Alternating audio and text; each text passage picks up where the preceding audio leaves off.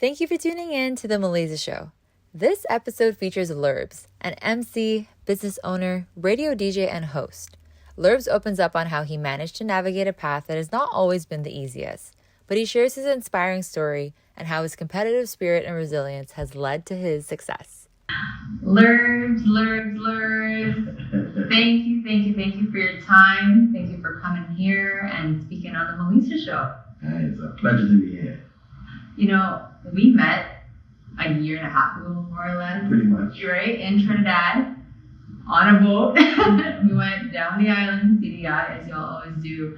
And I just take it back to that moment. I remember our energy. I think that's the biggest thing that we always just clicked on. Yeah. And someone like you, who I've grown to know over this period of time, going to carnivals, traveling, and more, you bring that energy everywhere you go, and that's what you do. And I think that that's amazing to see and see it come to life and how you move a crowd. But I really want to know the Kevaughn, the Kevaughn Savory behind the Lurbz, and how Kevaughn became Lurbz. So good night everyone. My name is Lurbz, also known as Kevaughn Savory. The story, it's actually, how to say, well, we all have interesting stories. So my story, I would say, is no different from anyone else's own, but we all have a story to tell. So it has to start with the normal level of, I grew up in Carnival, a place in Trinidad and Tobago. I was born in Trinidad and Tobago. My mom and dad are immigrants from Guyana, and we lived a fairly good life between until like up to 2001, around that time. And then we moved out from the area, and I decided to go and live with my dad, because my mom and dad ended up splitting. So I ended up living a from a middle class life to we gotta find a way. Yeah, we have to find a way. And where does it is, and then the divorce didn't really bother me. It's like whatever. I still have my mom and my dad, and I was like, cool, I wanna live with my dad. And one night,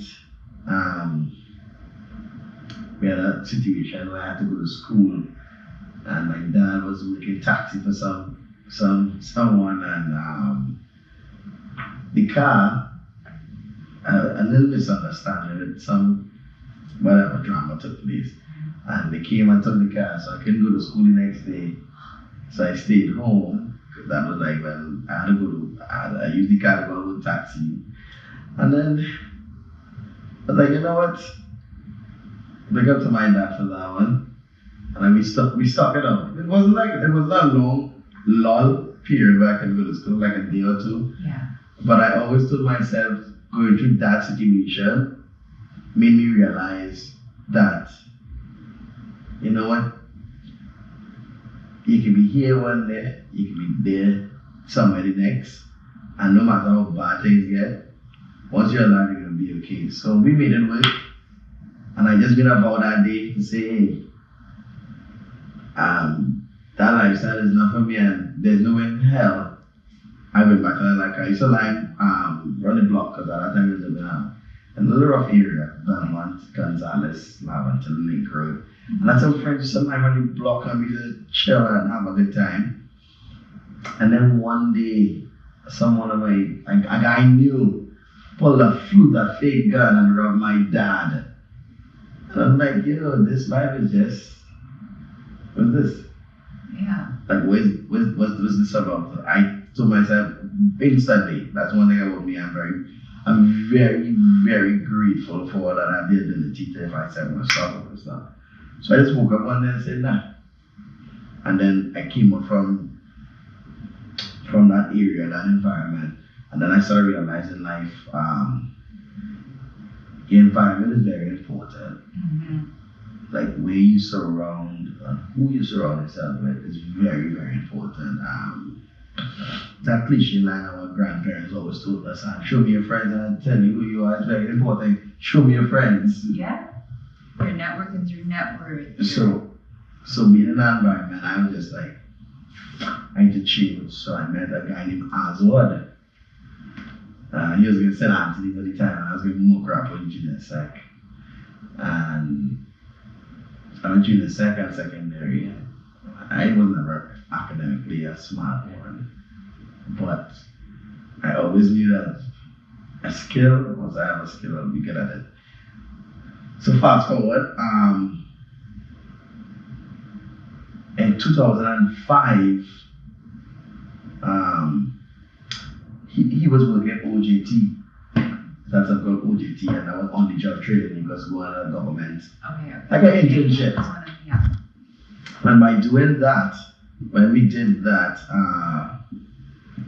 he went to work for a company called Visual Arts, and I went to work for a place called the Office of the Ombudsman. And at that point in my life, I think I was like 21, and there's a saying that every 7 years, you grow, you change instantly. So at 21, I had the opportunity to say, good, I am now in a position where this is another transition phase in my life that I know where I am right now. This is not where I want to be, and how am I going to get out? So it was a 9 to 5. We had a desk, and because it was an internship, but I had a great personality, the ombudsman. She liked my vibe. She loved my energy. So I got away with it literally. I was never in the office. I was being paid, but I always used to go around the corner and just chill in Port of Spain and Patrick Street. Yeah. Then that internship came and ended. Okay. It was like what I'm going to do. So I was still looking at the visual arts place. And one day I walked in, I checked him after work. I'm like, I don't have no job, I just went to check him.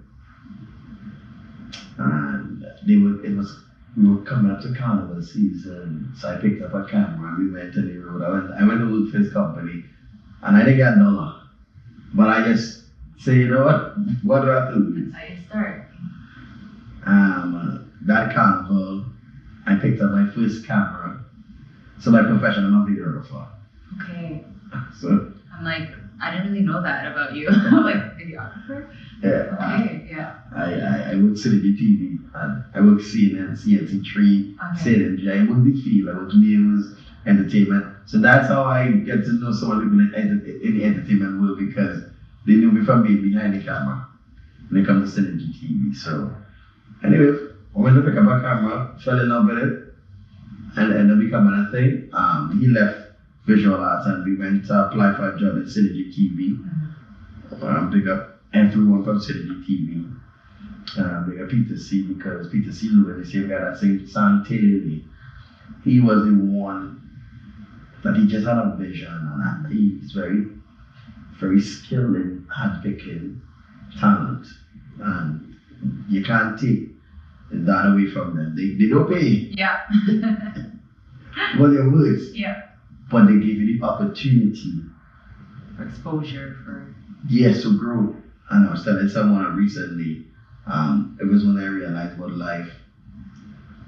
You can take someone, I can lead you to the water, but I can't make you drink. And if you don't see the opportunities, if you're really thirsty to bend over and find a way to get water, it's on you. So that's what Synergy provided, and we started with a camera.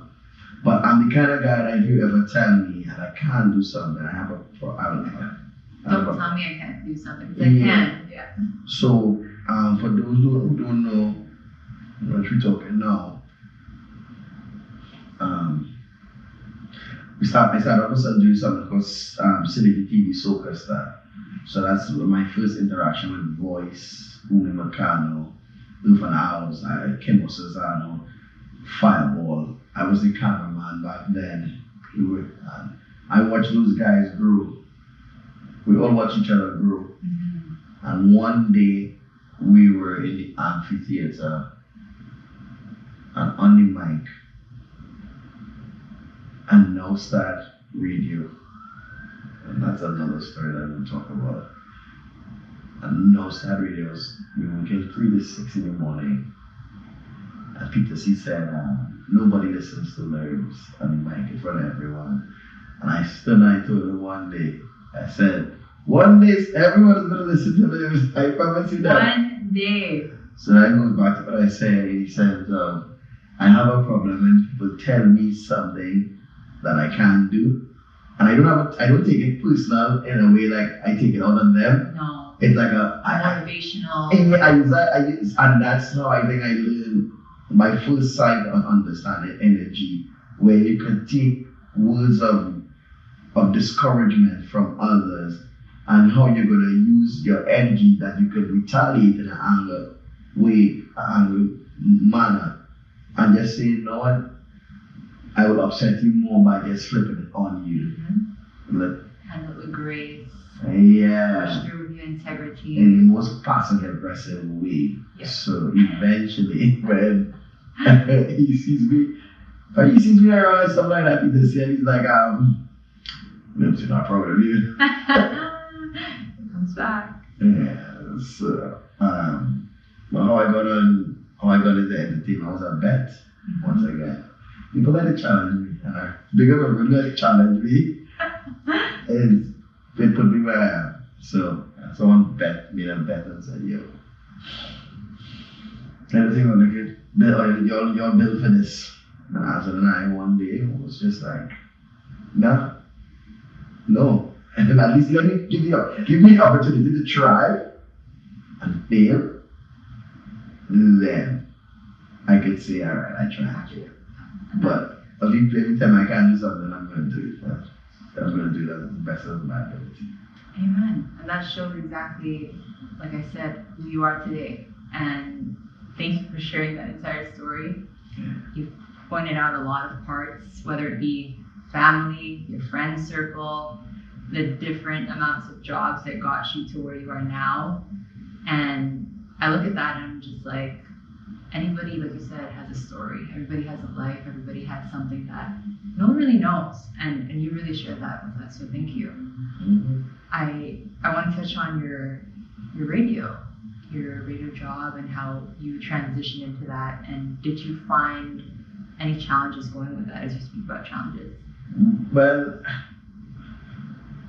challenges are a part of life, and if you stop looking at things like as a challenge and accept it for what they are, because nothing in life is going to comes easy. So because of that philosophy, my story won't be different from anybody else's own. Their journey to be successful. In 2007. I love the memory, by the way. Yeah, so I'm very good at remembering dates. But I get that a lot. Okay. So in 2007, there was something called Nemo's back in the day in Mokapa Road. And I smile because it's really nostalgic. So 2007, there was Nemo's like 17 at the time, 17, 18 at the time. But I had a crew. So it was Oswald, Fleur, Amory. It was a little young squad, a little group. And we met a guy named Damien Archie. Shout out to my darling, my bestie, Fleur Russell. Her stepdad at the time, owned a radio station called Red 96.7 FM. So when we got the whole bet in City Reach a couple of years ago, she's like, you know what, let me see if I can make this work. She said, one day I'm going to try and see if I can talk to get you on the radio station like that. And like, Flo, if you ever let that happen, whatever, I will love you for the rest of your life. One day she came and she said, yo, we have a gig for you. Come, we have an interview with my dad set up. And we went and told Archie anytime we have an opportunity to go on radio, so we do the little LA Wednesdays, Limelight Wednesdays. All these acronyms and different nicknames, yeah. And we went to the interview. And going to the interview, it was two of us. We had a little sound system. The same guy that made a bet with us and doubted us. And being a part of the crew, because he was our best friend. So we always used to separate business and friendship. So his name was Ryan Gibbons, and that was our best friend first. He used to do that hobby in school, and they had a group of me and songs. But anyways, fast forward back to the radio interview. So then I started to do the TV life very seriously. So he started to follow in that footsteps as well. So he started doing Gaia. Aldo and I always stay together from City TV to CNMG and stuff like that. And one day when it was to do when we had to go to do the interview, he couldn't make it because he just started joining Gaia. So we went to do the interview on radio, and the interview went well.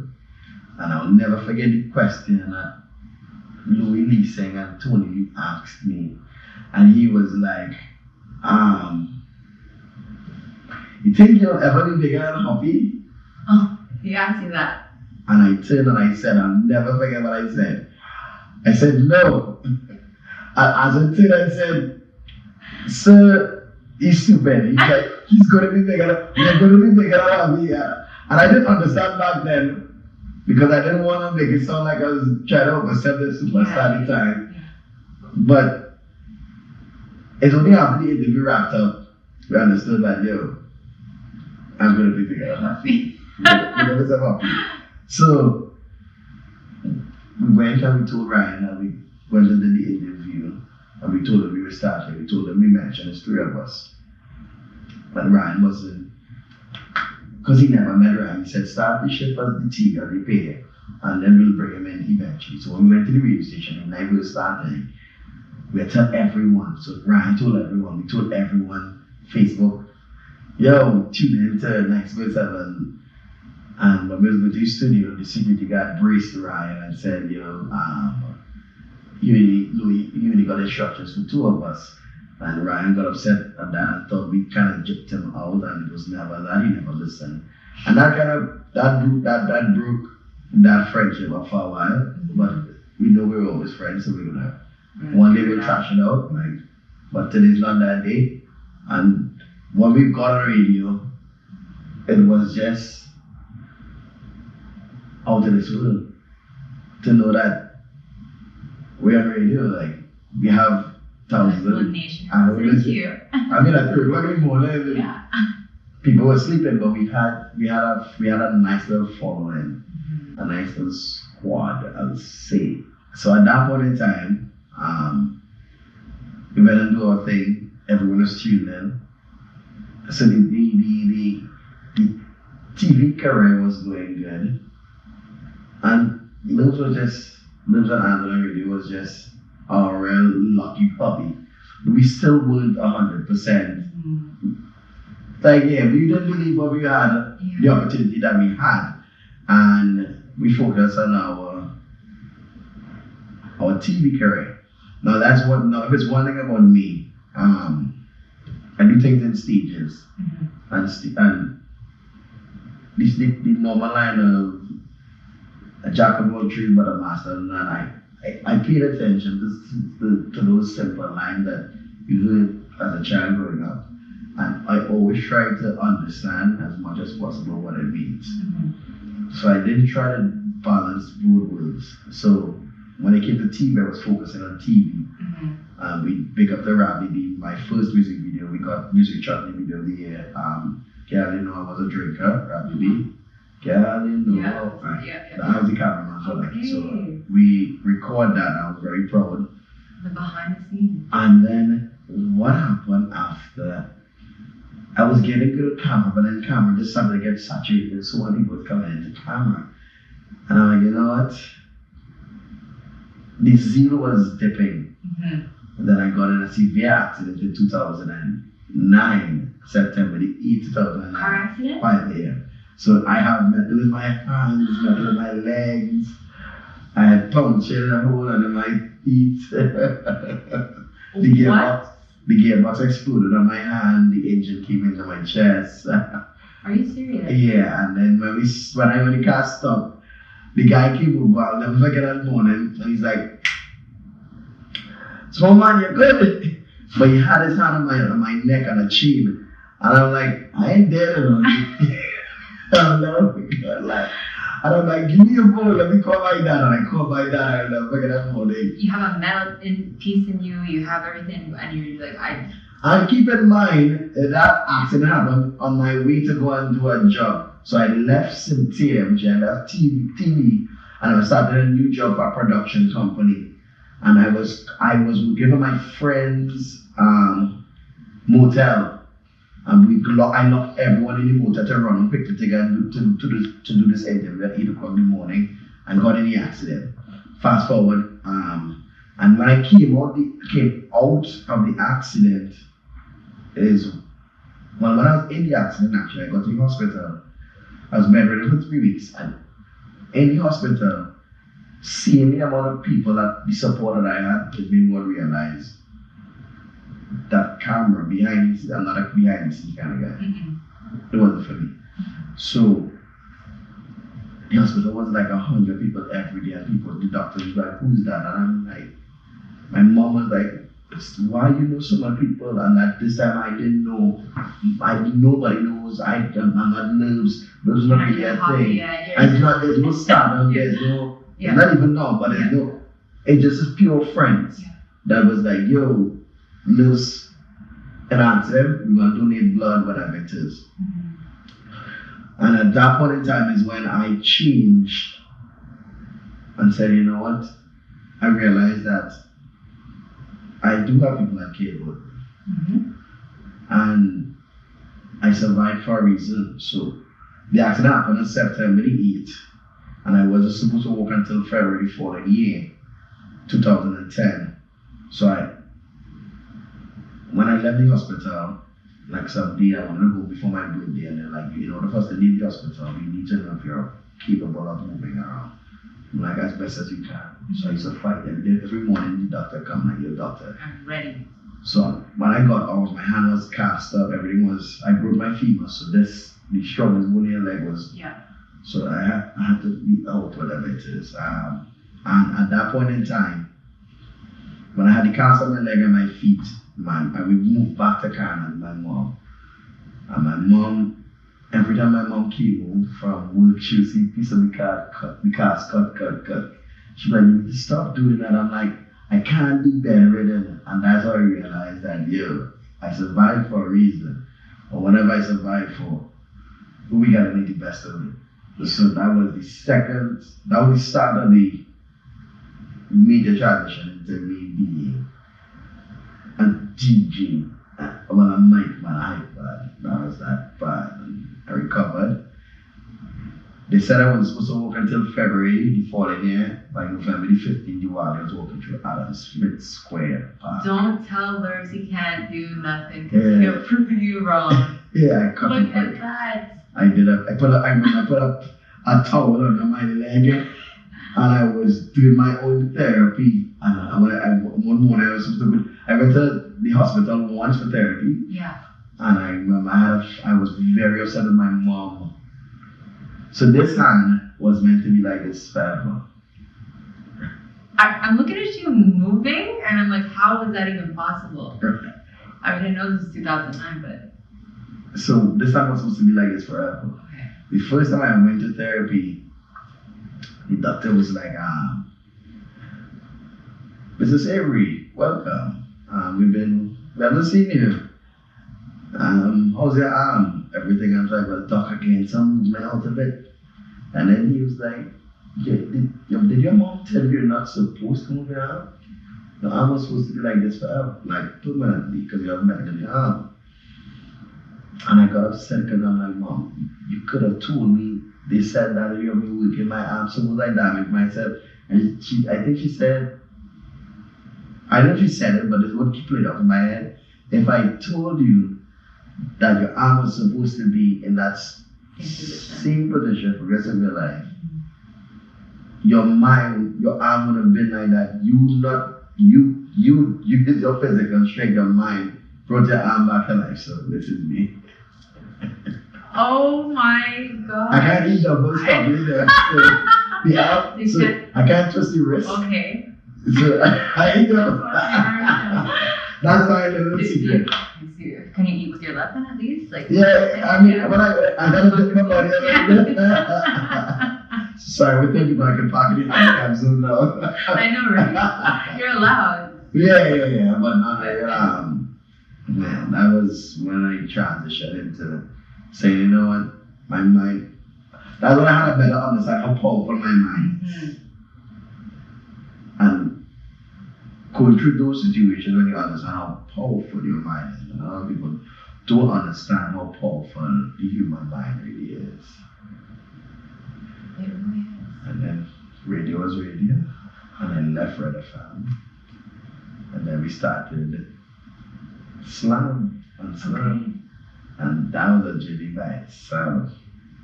We started radio. Slam officially started on March the 18th, 2011. Okay. Yeah, and we started in St. James, and my first shift was 12 to 3. You know what? I actually lived in St. James the first time I ever stayed in Trinidad. Serious? Yeah. I ended up at the hospital as well. Yeah, we'll get into it another day. Yeah.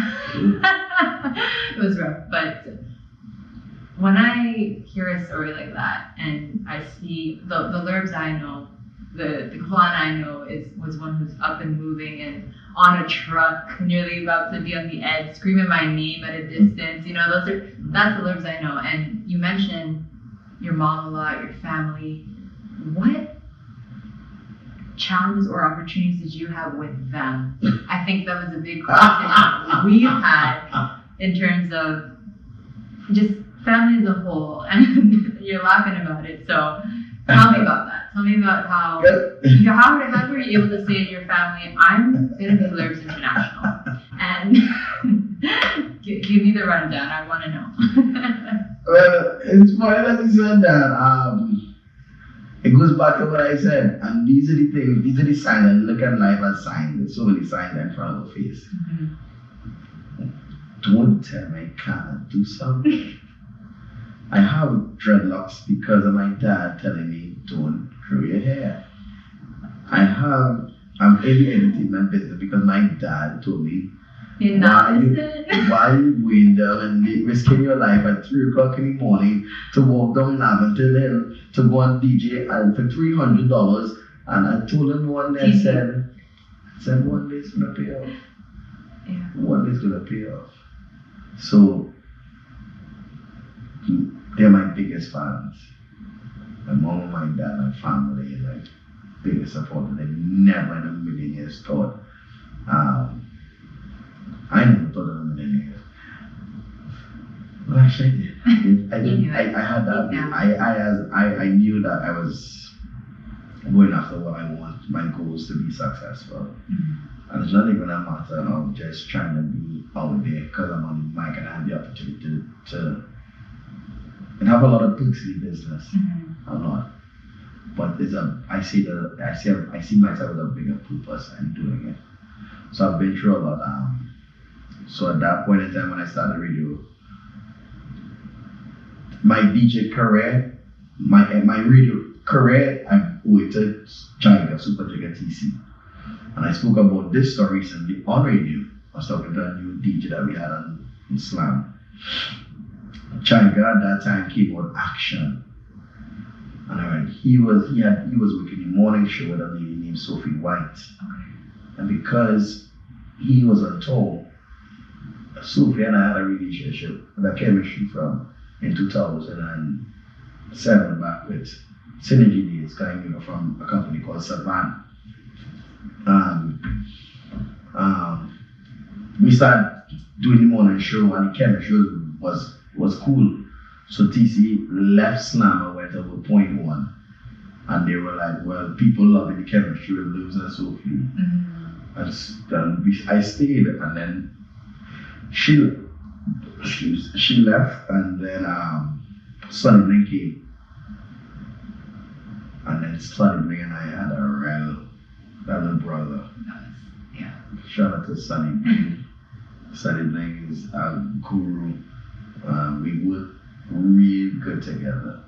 So they took us on the morning show and put us on the drive time, 3 to 6, and they brought in Jason Williams. Blaze at that time. So I was on radio, and then tragedy struck in 2014, and so I'll call it my biggest obstacle. I don't mind my cats, and it was my biggest obstacle. I have 4 major days in my life that I'll never forget. In 2014, I had a little scandal. Yeah. For those who know. Anything you can share on it? Yeah, it's cleared up. But my ex and I, we had a video, and they just played off wrong. Okay. So that's basically how far I'm going. And for those who knows, and at that point in time, on November the 20th, that drama unfolded on November the 20th, 2014, at 3:08 p.m. I'll never forget. And I said, this is another transition in my life where it's twice to survive. So if you survive for you, boy, you better do this. You are overcoming some obstacles that you better make sure you're on top of your game, because I never had a safety net. Yeah. And I didn't like the idea of having a safety net. It kept me on my toes, knowing that I have nothing to fall back on. If I stopped at that time, if I stopped now, the difference is I have accumulated so much that I have something to fall back on. And the fear of not having something to fall back on would push me to build levels. And those levels are just different streams of income. And dissected my entire life of how I separate Lurbz from Kevaughn. Wow. Multiple streams of income. We were talking about your company earlier. Tell us more about it.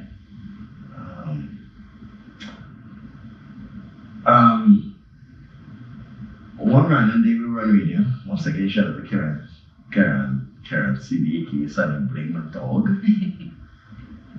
So if you ever tune into us on radio, we conduct our radio shift like a podcast radio. It's like when we open the mic, people tune in, but it's guys holding a vibe. It's not about y'all. No. If we choose to talk about a heavy topic, we will. If we choose to make people laugh, we will. If we choose not to take any calls today, that's us. Organic. But when it's about, it's not that it's not about y'all in a way, but we create something that is controlled by us. And radio is about opinions. And the number one opinion that Karen and I have is just like, when we're on the board, this is our show. And no matter what, we speak from our hearts. So it's not to impress anyone. So if your opinion doesn't match our opinion, I'm not taking away the love from you, and you can't take away the love from me, just that it's cool.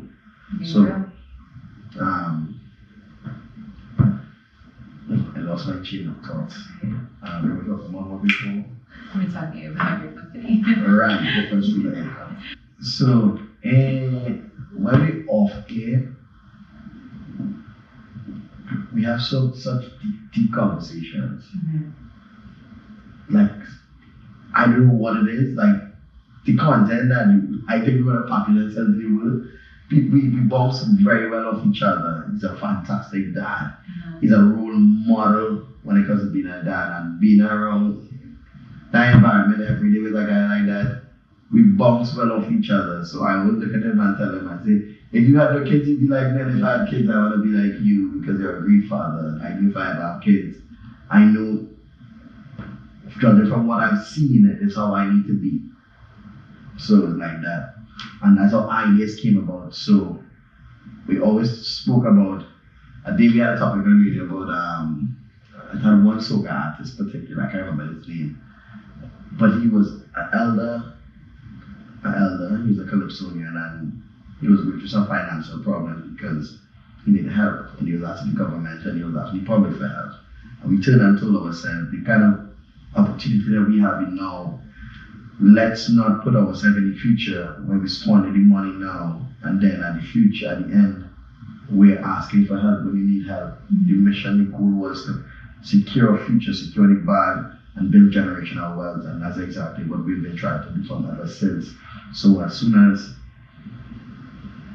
I kind of like more and more understand my purpose or what I want to do, I started reading more. One of my favorite books is a book called 10X by a guy named Grant Cardone, big bunker grantee, those who know. The ultimate book of all books, Rich Dad Poor Dad. And he spoke about, in one of his books, he spoke about the 4 quadrants of life. And I was trying to be the 4 quadrants. And once you do the 4 quadrants of life, you're basically secure in a sense. Yeah. So when I told you about it, I have not happened, safety net below, because I built 4 layers up. And that's, like, I sit here and I'm very proud to know that I can talk about the S quadrant, the E quadrant, the B quadrant, and the I quadrant, so that understanding that I'm employed by a radio station, but the radio station still gives me the freedom to be me. So that like I don't feel like I'm working. Yeah. So that's one stream of income. Then I have the self-employed, where it's me and the mic man, Lurbz, the brand, that where companies buy into me. People pay me to be on a stage. I am so grateful for everyone that actually believe in my talent to come and say, yo, see that? We're going to get a return on our investment. So thank you to Heineken, all the sponsors,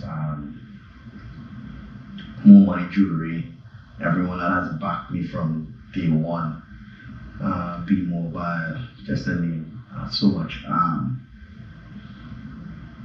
Then we cross over into the B quadrant, where I'm a business owner, so the pandemic is what made the real transition. The pandemic was broke. It was a rough time. It was broke. And it was job losses. It was the ultimate life test. Survival of the fittest. I did say at the start of the pandemic, only the strong will survive. And when I said it at that point in time, I meant it in the sense of you will be tested physically, emotionally, and mentally. There's no way on earth you could have gotten away from any aspect of those 3 things. So at that point in time, I'm like, you know what? If I'm going to be a business owner, this is the perfect time, because the economy down, but you have the opportunity to be ahead of the race. So if you find a window, that window that you could climb into and get in a headspace, run with it. So at that point in time, I take the little money I had and I invested into a company called Washtec Mobile, and I was out there working hard, washing cars. I was overseeing a driver. Yeah. But it was my company. We got Ryan and we did it together. And as I first dabbled in owning a business, and then I woke up one morning and said, no, I can't do this. I'm not doing this. I need to make smart money. Poppy made a comment some years ago, take a tweet or something, and say, find a way to make money while sleeping. Passive income. And I'm like, good. I'm like, all right. So at that point in time, my ex and I, in the pandemic, she was like, you know, why don't you talk to your people and get them? Because they sponsor you, but when you go on their social media, their pages are not well put together and structured. Yeah. And I'm like, you know, that makes sense. So she's like, I'll do the books, the back end. And we had another guy I'm going named Christian. He builds websites and photography. He had video. He had like, and then with my idea of knowledge about from videography back in the days, I just decided to fuse it together. So I came with a company called Triple R. I'm very, very proud of. And he called it triple anchor because it was three of us, three anchors, three to hold. And her and I broke up. We also parted separate ways, and I said, you know what, I'm going to retain this company. So my first company was my good friend More Money Jewelry, and my first website I ever built. And in pandemic, I saw $7,000. The first time I saw $7,000 in 2021. When the economy was down, there was no income. I was so happy to know that, the Lord see those kind of figures coming to me. And then the company grew in the pandemic. And then I stopped in 2021 and I went to the United States because we get personal there? Yeah. We're talking. We get personal. Let's do it. I'm going to tell you something. This is a Meliza show. It's anything's possible. This is the first person going to hear about this. In 2021, the pandemic hit me differently. They announced the second lockdown in Trinidad. It was real bad because we couldn't leave the house. And I had a mental breakdown. So I got Bell's palsy, so this whole left side of my face is paralyzed. Wait, hold on, back it up.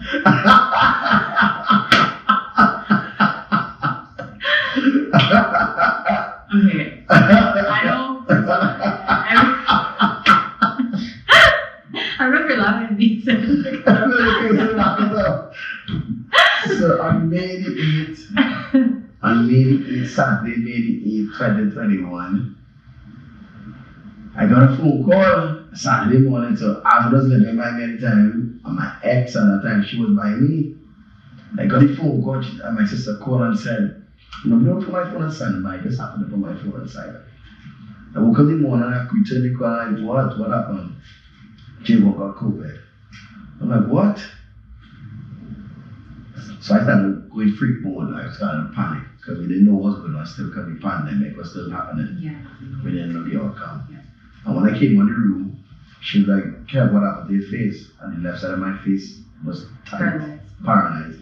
So we rushed to the St. Clair, West Hospital, and they were like, yeah, you had Bell's palsy. But my dad had it some years ago, and they asked, what brought it? I said, well, I was stressed out. I said, I can't do this anymore. I was home. I felt seen 4 walls. There's no cars in the road. I feel like I live in a ghost town. And then I get a phone call, my nephew have COVID. I'm like, I must go mad. Yeah. When that happened, I made it eat some days after. The girl I was with at that time, we broke up. And I was home alone. Because that locked down the country. But I understood why we broke up, because she was doing an online teaching company, and she's an empath. So to know that when she met me, I'm a very ambitious person, I'm very driven, I'm a heavy go-getter, and when the pandemic hit, the manager fell in love, but he wasn't. So I wasn't a provider, and at that point in time, with me getting Bell's palsy, she's now trying to get to Silicon Valley to do her thing. I was interrupting her goal and her dream, and now she feels like she has to take me on. And I understood. I wouldn't say it was right, but I understood why you had to leave, and I understood late in life when I came around my business. So at that point in time, triple anchor, everything was on pause because of the pandemic. So I said, you know what? When she left, I'm like, I'm getting out of Trinidad today. At that point in time, you have to write a letter to the government to ask for a call Travis. So let's say, yo, Travis, let me get out. It's that guy, let me go. So we sent that letter, and boom, jump on a plane, and we was out. I had to train myself to speak again in 1 month because we were leaving June 25th. And it happened on May the 8th. And the sport is take 3 to 3 someone. so I couldn't speak. So I had to train myself. I'd go on radio and I'd put a mask on my face. So people couldn't see, so I was lying and telling everyone I went to a dental procedure. But not knowing my whole face is paralyzed, so I was taking steroids and medication. And I had 1 month, 1 month. So I remember I told you, I have specific days that I always memorize. So May 20, September the 8th, May the 8th. To then June 25th to leave. So I had my exemption date to get out. And I'm like, if I'm going to stand on a stage, I need to be able to talk properly. And my mom, if I don't have this, I kind of panic. And I'm like, Kev, this is what brought you in the position. And this is what got you in the position in the first place. Stop stressing. You get your friend going, you're paralyzed, you're in a zone that you don't want to be, you're going mad. And I told myself, focus. So I literally focused. I started to smoke marijuana. And it helped me calm my mind. So I have a very active mind. I think what weed does, it slows my mind down to understand what's in front of me. So like what my mind is like a puzzle. So it slows my mind down to grab stuff and put it in like, oh, it's enough bypassing him. Put it there. So I'm like, alright, we're going outside. We're going outside or we want to make it outside. So I made an announcement to like some friends. Travis and I left Trinidad on 25th and 20th of June. I think we had 4 gigs. In Tampa? No, outside. In Miami. We went up to Miami. I went and slept on my brethren's car, pick up upscale motors and his grandmom. I went to stay by his grandmom, take care of his grandmom, because I didn't know where to stay. He's like, come and stay by me. And I stayed by his grandmom and I said, don't worry, one day I'll pay it back, though, we'll be okay. And I went up there and I was not knowing how the hell I was and survive. So I went, had a fantastic year at Travis. We went from 8 gigs then to we'll book out to the end of the year. Wow. And I left in October the 8th after Miami Carnival, 2021. All that time Triple Lanka and a back burner, because we still on the B quadrant. And ended up losing my visa. So I was working on the radar and I got caught in Bahamas. That happened on November the 15th, 4th, date I'll not forget. It was the most depressing time of my life. It's kind of taste of what it's like you know exactly where you want to go, 2021. You had basically some 5 to 6 months doing exactly what you want to do. Like, this is what I want to do. Yeah. There's a meme that we saw in the picture of Jesus taking away a teddy bear from a young girl. Oh yes, Right. And I didn't understand why he took away the visa. So in that 2021 year, I lost in 2021, I had to work and settle my mind on what the hell just took place. How am I going to achieve get my United States visa back? While doing that, Triple Lanka came to life. And we went from 2 accounts, we won 2 accounts, and my goal at the end of this year was to end off at 10 accounts. I'm now managing 18 accounts. Amazing. For my company. I got the visa back, and while doing that process, getting that visa back, I got my Canadian visa. I got the right proper documents. So I came back, and as soon as I got the visa back, I started the year in Jamaica. Well, we've been touring since. So while touring for the year, Triple Lanka has been doing great, and not even Triple Lanka has been doing great. So we go back to the B quadrant, and I opened the company's official. Right, so Triple Lanka came and was doing his thing, and I officially entered the B quadrant. So still self-employed, still employed by Slam, run a very successful digital marketing company. So what we do we manage social media accounts, and that's the window that I wanted to climb through. To the person who can't afford that $100,000 account to deal with these big companies, but still wants premium work done. And due to the fact that it's me meeting so many people is what I know, what sets me apart from everyone else, because my energy will help build my business because I know so much people. So that is what has brought me to have a successful business, and I hope it grows. I went to Tech Beach actually a couple of in Miami weeks at the last week, and those are the opportunities that, like,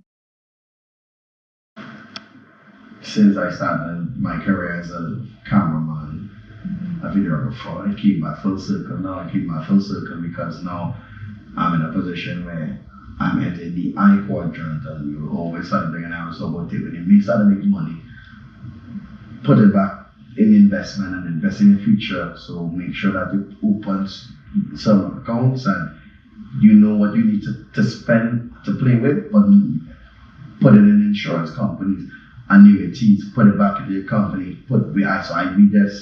I just send as soon as it comes in. I need to manage money by myself, and so only like this year I had the opportunity to start taking my mom and dad out for lunch dates and breakfast dates, and see my mom smiling and happy is just one of the most amazing feelings. And I was telling my dad, I'm like, remember when you told me that? I'm like, well, you know I didn't mean anything. I said, nah, but your words worked. The more that someone tells me I can't, is the more determined I am to make sure not to prove you're right, but to prove myself to know that if I am trying to really do this, if I'm capable of doing it. So I use the energy now from others and speak it into myself in a different way. I purify it. I take out all the negative energy from it and realize that use it as positivity. Congratulations. That's huge. Everything that you shared there it's inspirational, and whoever's watching this is going to be like, I only knew Lurbz as an MC at every carnival I go to, or every event or fete I go to, but look at all the behind the scenes and what you've been through. So always make sure to just give a pat on your back to yourself. Because not a lot of times, you go through, you were saying today, you're doing so much, you're always on the go, and you're making money as you sleep, and then all of a sudden you have to take care of some business, and you're like, oh, I gotta handle this now. So it's crazy how. It's amazing how 2023 gave me the opportunity to fly, and I saw the world, I met so many people, and doing that is what made me do what I do even more with so much love and passion, because I know how hard it is. Everyone has a story, and when someone decides to pick up themselves and still walk into an event, no matter how bad it is, my job is to make sure that your bad day, you at least need to forget about that, because if it was that bad, you wouldn't come. So if you did come, that means there's still some negativity, there's still a fight. So my job is to let you know that choice that you made to come here on that night, to stand and listen to music, to see me speak, to listen to me speak in any format, my job is to change your energy and bring it out to you. So as soon as I take your energy, recycle it and give it back to you. So no matter how bad things get, if you want to fight, if you had lost somebody, if you lost your job and no money, but you're standing in that crowd and I'm standing talking to you, we're going to be alright. Promise you that. Just let go and just let the music take over. And the more I fly and meet so many different cultures, the more I see happy faces, and that's what soca is about. Soca is about bringing that energy, that life, that smile, that togetherness, that unity of anywhere in the world you go, you can identify someone that understands the Caribbean culture, and it's a beautiful thing. So it makes my job easy. I have the opportunity to live a lifestyle that I've always dreamt of, and just changing people's energy, lifting someone up, even they're having a bad day, because I know what having bad days, and I still manage to stand on the stage and help others forget theirs. So I mean, no matter how bad things get, how bad things are, smile. Because what is done, promise you, one day it will go up. Amen. I love that. Soca, Carnival, Trinidad being the mother of all carnivals. I met you in 2022, and you know the reason why I actually went there was because I was like, I think it's back. I want to kind of see what's happening in Trinidad for Carnival. But instead it was just, I think they had a stage set up at the Savannah and nothing much was happening. But luckily we did meet, and so we were obviously at DDI, etc. Fast forward, like you said, 2023, that was the year. That was the comeback for everything, for all the carnivals, for all the events, for everything that has really come to life now. Mm-hmm. Take me back to when you had your first experience walking down that road at Carnival in Trinidad, and how has that emulated your path for the rest of the carnivals that you've been to? Well, that's a big one. That's what I'll be talking about an overall carnival when I walked out.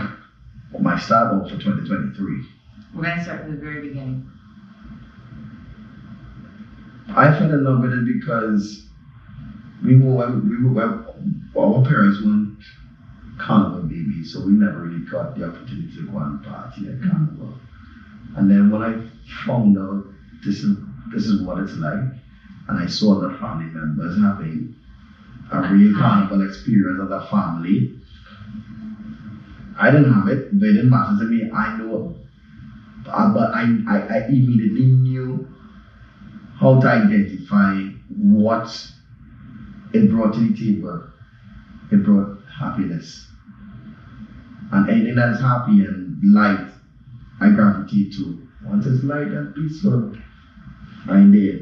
And soca does that. So, when I did it the first time, we played for free, or $800 or something like that, on a truck. Make up assassins, sing. They had his father had a carnival band, and I stood on the truck, and I was so happy, so happy. Just had that opportunity. And just see people just standing and having a grand time. And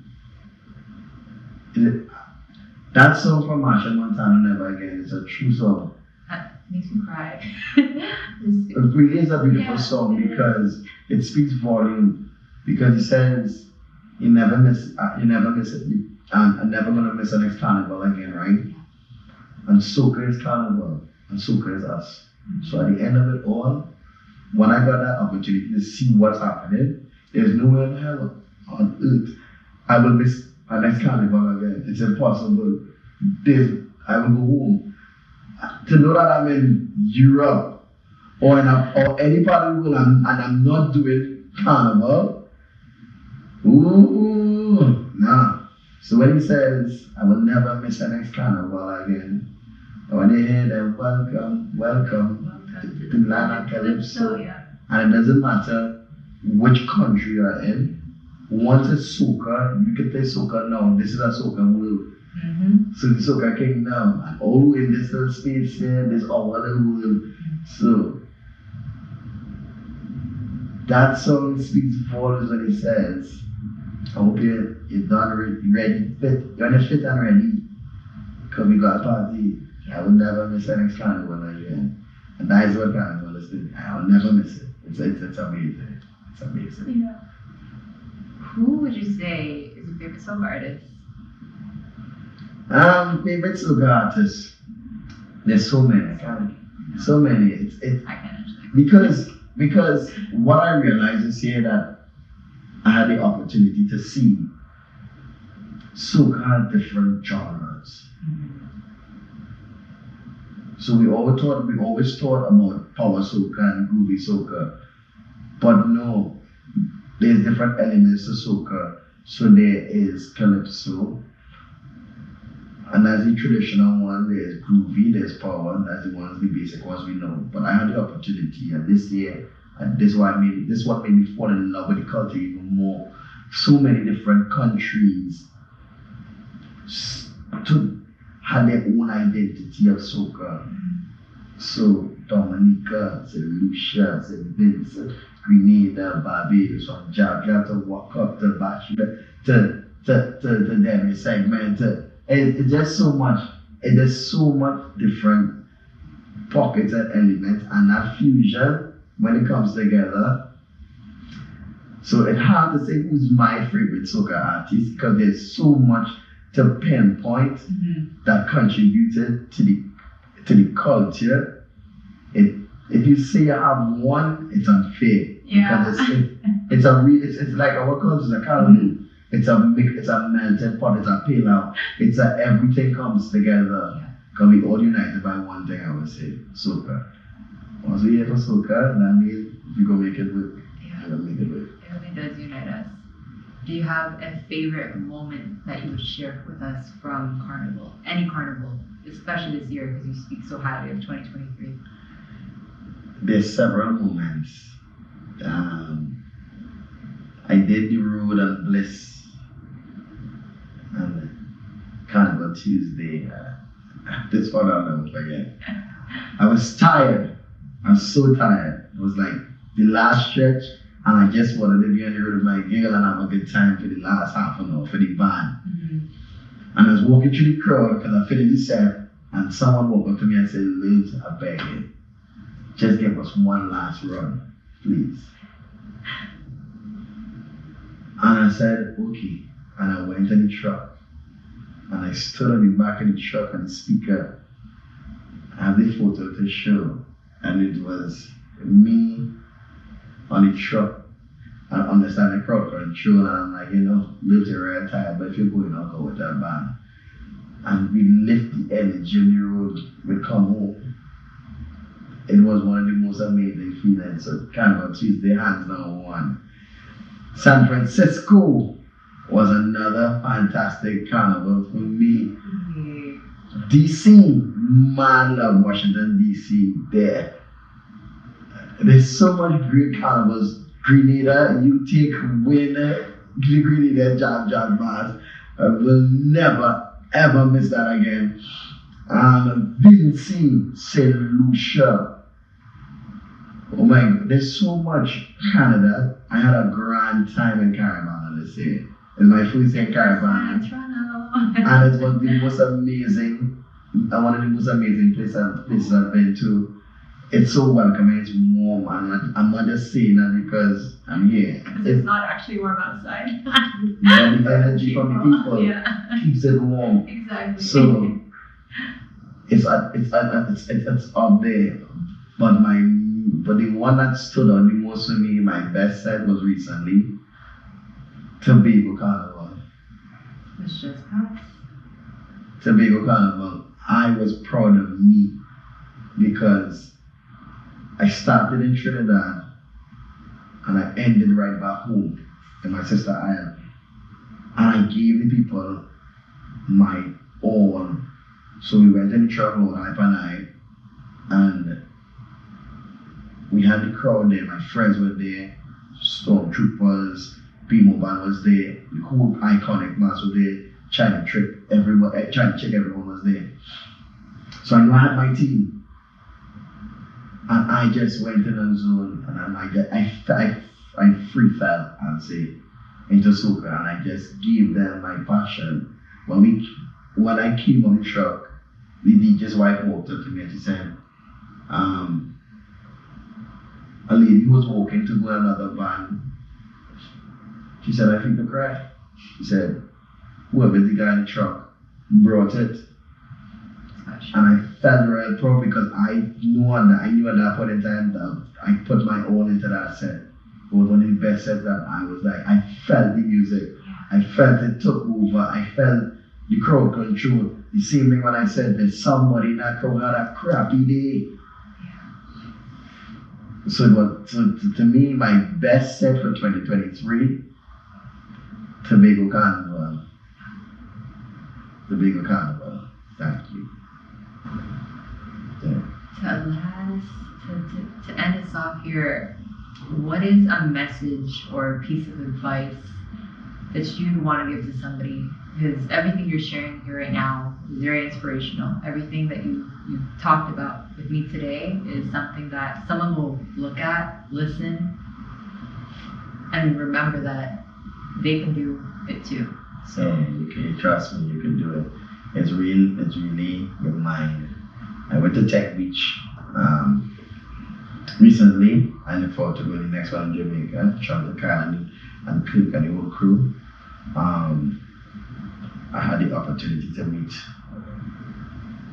and listen to the founder of Kwame, a guy named Kwame.